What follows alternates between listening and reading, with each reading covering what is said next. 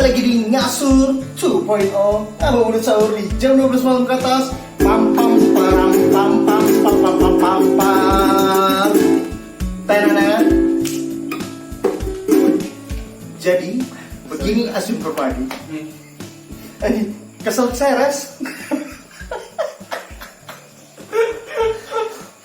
Oke baik, jadi kalau kamu ingat beberapa hari lalu kita ada bahas tentang batasan dalam bercanda.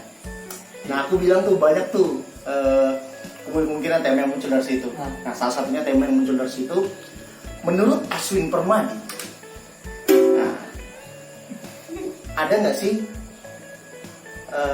cara kita mengelola ketersinggungan? Yang pertama, yang kedua, salahkah? Bukan salah. Ekstrimkah ketersinggungan saat ini yang kamu lihat terjadi di negara kita tercinta? Oke, yang kedua aku agak bingung masih, tapi mudah setelah aku ya, aku jelasin singkat dulu yang kedua. Okay. Jadi intinya realita yang aku dapat ini ya, realitasnya adalah banyak orang-orang dikit-dikit tersinggung. Bahkan sebenarnya tujuannya bukan diarahkan untuk dia, tapi dia tersinggung. Nah, ketika dia sudah tersinggung di sosial media, dia mulai menggiring, mengajak massa-massa untuk kembali tersinggung. Makanya sampai sulit sekarang tuh. Sudah ngomong tentang kebebasan. Ada satu poin utama yang aku tangkap dari pertanyaanmu tadi. Apa itu? Bahwasanya kita nggak pernah tahu isi hati orang sebenarnya itu dulu. Ya. Yang pertama tadi Roman nanya bagaimana kamu mengelola ketersinggungan ya. Apa yang mana?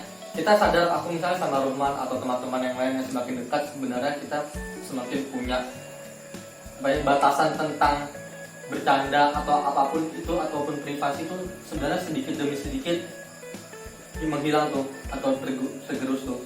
Aku mungkin tahu lebih banyak tentang Roman, sedangkan orang lain yang nggak kenal Roman, contohnya kayak gitulah. Maksudnya kita malah mengabaikan itu.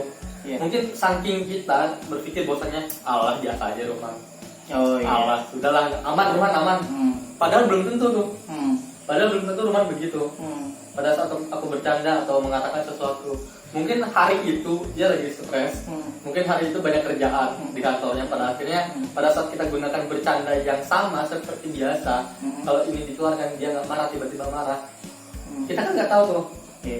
Kita kan nggak tahu. Satu sih man yang pasti aku pegang selama ini, bahwasannya sebisa mungkin aku menjaga privasi masalahku dengan teman dekatku. Misalnya aku yang bermasalah sama Roman, ya aku aja berdua yang bermasalah, jangan sampai orang lain tahu. Itu tipikal aku dong. Ya. Kalau Roman kayak mana man? Yang pertanyaan satu dulu deh ya. Ini ada dua kan kamu kan. Yang satu dulu. Kamu kayak mana?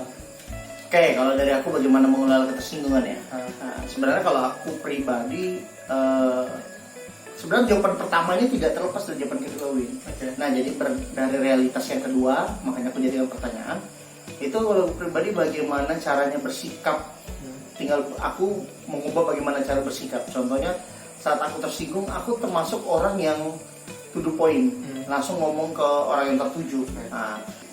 Nah jadi aku langsung jawab pertanyaan kedua Win. Nah pertanyaan kedua tadi aku bilang realitasnya terjadi di negara kita, bahwa tidak batasan untuk memberi batasan ketersinggungan itu udah sulit. Ya sekali lagi karena yang aku dapatkan, contohnya aja, lain yang dibahas, kadang orang-orang luar ya substansinya berbeda yang dikomentari seperti itu.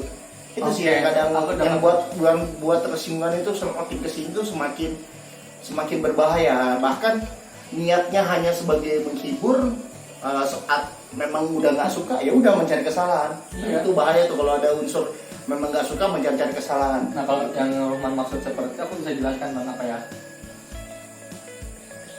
Satu hal yang dilempar ke publik itu bukan milik kita lagi, tapi milik publik. Entah itu karya, statement,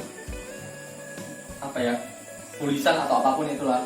Nah, disebut asumsi publik ya. Dan siapapun boleh mengomentari itu. Siapapun ya. Aku sepakat soal itu. Siapapun boleh mengomentari itu. Dan buruknya adalah tidak semua sama, tidak semua mengerti, dan tidak semua paham tentang apa yang sebenarnya dimaksudkan. Kita harus berpikir lagi tentang latar belakang orang-orang yang mengomentari, bagaimana dia bisa memahami itu, dia ngerti nggak poin utamanya, dan dia ngerti nggak hal itu disampaikan ke publik pada saat apa. Kan banyak faktor teman yang pada akhirnya persepsinya berbeda. Apalagi hari ini, sadar nggak ini tahun berapa sih? 2020. 2020. Ingat nggak 2006 2007 bahwasanya kamu dapat informasi nggak segila hari ini? Iya. Iya kan? Maksudku ya di sisi lain adalah ya aku dapat informasi mungkin sedikit kan pada saat itu, tapi bisa aku pilah-pilah mana yang sesuai dengan tidak. Iya. Tapi hari ini saking banyaknya media, bahkan dirimu sendiri bisa jadi orang yang mengatur sebuah media, entah di media sosial atau dimanapun, pada akhirnya kayak gitu. Kalau ada satu rumah nggak masalah, tapi ada 10.000 rumah aja yang tiap hari lalu lalang di HP ku dengan berita yang beraneka ragam. Ya nyesek juga kan lama-lama. Iya. Apa ya namanya? Aku langsung lanjut dari pertanyaanku karena tadi ada pertanyaan begitu man. Hari ini gimana kalau kamu Ya menyikapi hal-hal seperti itu? Ya mendadak kaget sebenarnya. Aku mendadak kaget dalam artian ya makin di sini memang ketersinggungan itu udah nggak bisa dikelola. Nah tapi yang aku sepakati bagaimana kita bertanggung jawab akan asumsi publik. Walaupun niat kita beda, yang diterima orang, ya kan, yang disapin orang itu berbeda, dan otomatis kan cara meresponnya juga berbeda. Nah cara aku merespon orang yang tersinggung, aku coba menjelaskan apa sih poinnya dari yang ingin aku maksud, ya kan. Nah entah kembali nanti orang masih tersinggung itu terlepas berhal yang berbeda. Yang jelas aku sudah mencoba menjelaskan maksud dari itu, walaupun sebenarnya aku nggak punya tanggung jawab untuk menjelaskan.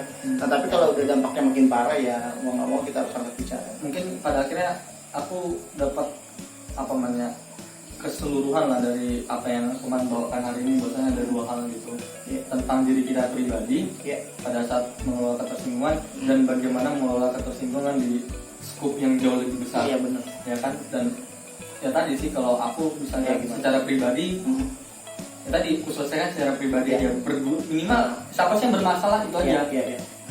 Apa ya, aku ingat banget kayak zaman SD, TK, SMP, satu yang musuhan semua itu musuhan sama dia dan semuanya musuhan, ya kan? Menggalang massa supaya musuhin dia. Problemnya sekarang tetap terjadi tapi dialihkan di sosial media.